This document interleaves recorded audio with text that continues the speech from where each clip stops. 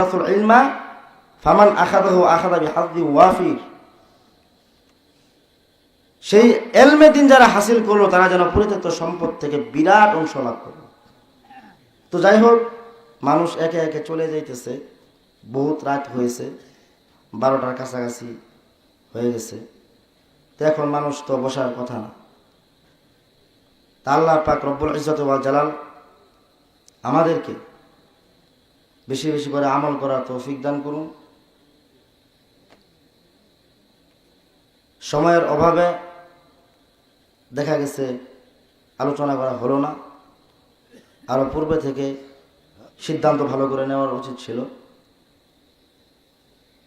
যাক, আল্লাহ পাক রব্বুল ইজ্জত ওয়াল জালাল খোদায়ে বেহুত মেহেরবান আমাদের সকলকে আমল করার তৌফিক দান করুন। যতটুকু আমরা ওয়াজ নসিহত শ্রবণ করেছি এবং নিজের কর্মজীবনে বাস্তবায়ন করার চেষ্টা করব ইনশাআল্লাহ।